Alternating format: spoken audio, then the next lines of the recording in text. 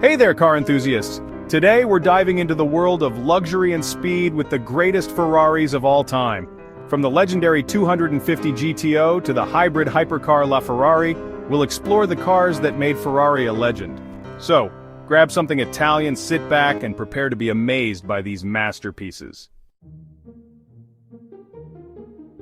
Right off the bat, we're starting with a car so iconic, so desirable, it makes grown men weep. The 250 GTO, a car that defines what a classic Ferrari is. Built for racing dominance in the 60s, it dominated the GT class like a lion among sheep.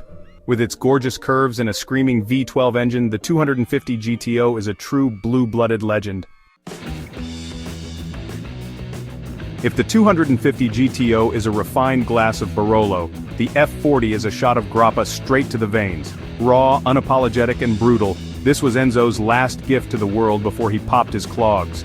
The F40 is a poster child for 80s excess, a twin-turbocharged V8 monster with more wings than a chicken farm. Named after the big man himself, the Enzo Ferrari wasn't messing about. Ferrari's first proper foray into hypercars, they pulled out all the stops. With its screaming V12 engine, carbon fiber everything, and that iconic F1-inspired nose, it looked like it was doing 200 miles per hour standing still. The Enzo was a proper handful to drive, but that was part of its charm. LaFerrari, hybrid hypercar hero. Now I know what you're thinking, a hybrid Ferrari? Has the world gone mad? But hold your horses, the LaFerrari is special. Combining a monstrous V12 with an electric motor, the LaFerrari has more power than a small country. It's faster than a greased ferret on a hot date with a 0 to 60 time that'll make your eyes water. The 288 GTO, rarer than a sober Scotsman. You know a car is special when they slap the GTO badge on it, and the 288 GTO doesn't disappoint. With its twin-turbocharged V8 and aggressive bodywork, the 288 GTO is a true 80s icon. The 365 GTB Ford Daytona, a Grand Touring legend. Ah, the Daytona, named after Ferrari's famous 1-2-3 finish at the 24 Hours of Daytona in 1967. This front-engined V12 Grand Tourer was a true beauty, with its long hood, flowing lines, and pop-up headlights. It wasn't just a pretty face, the Daytona was a proper driver's car, with a sublime chassis and a glorious engine note. If you ever get the chance to drive one, do it. The 458 Italia, a modern classic. The 458 Italia was a bit of a game-changer for Ferrari. The 458's naturally aspirated V8 engine was a masterpiece, revving to a screaming 9,000 revolutions per minute and sounding like the gates of hell had opened. It handled like a dream too, thanks to its sharp steering and perfectly balanced chassis. The 812 Superfast, the last naturally aspirated. V12, they don't call it the Superfast for nothing. This front-engined V12 monster is the most powerful naturally aspirated Ferrari ever made, and it's an absolute weapon. With nearly 800 horsepower on tap, the 812 Superfast will rocket you to 60 miles per hour in under 3 seconds. The Testarossa, an 80s icon. Ah, the Testarossa, a car so iconic it defined the 80s. With its wide, flat bodywork, those iconic side strakes and pop-up headlights that could make a grown man weep, the Testarossa was pure 80s excess. It wasn't just about the looks. The Testarossa was also a performer, with a flat 12 engine sounding like angry angels.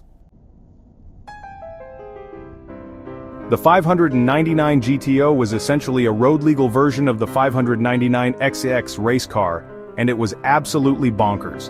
With its screaming V12 engine, lightning-fast gear changes, and razor-sharp handling, the 599 GTO was a proper track weapon. It was also incredibly rare, with only 599 examples ever made. The 330 P4 was a purpose-built race car that was designed to take on the might of Ford at Le Mans. In 1967, the 330 P4 scored a famous 1-2-3 finish at the 24 Hours of Daytona, humiliating Ford in the process. With its beautiful curves, open cockpit, and a powerful V12 engine, the 330 P4 was a true racing icon. The 275 GTB was one of Ferrari's most beautiful cars, with its long hood and classic curves. It was a true grand tourer designed to eat up miles in style, but don't let its looks fool you. The 275 GTB was also a proper driver's car, with a sweet-sounding V12 engine and sharp handling. The 512 BB was a bit of a departure for Ferrari. It was their first mid-engined road car, and it was powered by a flat 12 engine, rather than the usual V12. The 512 BB was a real head-turner, with its low-slung bodywork and those iconic pop-up headlights. The 488 Pista was the hardcore, track-focused version of the already potent 488 GTB. It was lighter, more powerful, and had more aero than you could shake a stick at. The 488 Pista was also an incredibly rewarding car to drive, with sharp handling and a screaming turbocharged V8 engine. The F40 was Ferrari's attempt to build a Formula One car for the road, and they succeeded. It had a screaming V12 engine derived from their F1 car, a carbon fiber chassis, and a 6-speed manual gearbox. The F40 separated the wheat from the chaff, and only the most skilled drivers could get the best out of it. The 250 GT California Dreamin. The 250 GT California was one of Ferrari's most beautiful and elegant cars. With its classic Ferrari lines, open top, and a sweet-sounding V12 engine, the 250 GT California was the epitome of 1960s cool. The 550 Maranello, a return to form. The 550 Maranello marked a return to form for Ferrari after the somewhat divisive 456 GT. It was a front-engined V12 Grand Tourer that harked back to the classic Ferraris of old. The Dyno 246 GT, the People's Ferrari. The Dyno 246 GT wasn't technically a Ferrari, but don't let that fool you. The Dyno 246 GT was still a proper Ferrari, with a sweet-sounding V6 engine and sharp handling.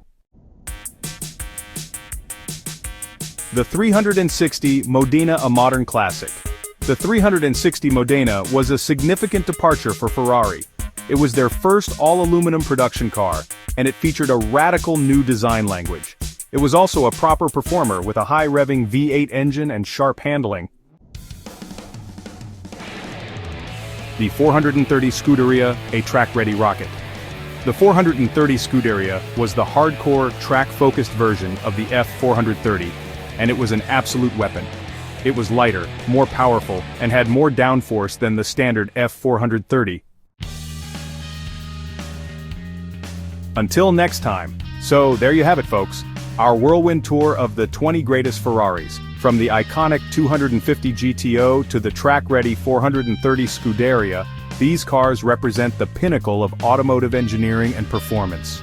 Thanks for joining us on this journey through Ferrari's finest. Don't forget to like, subscribe, and hit the bell icon for more exhilarating content.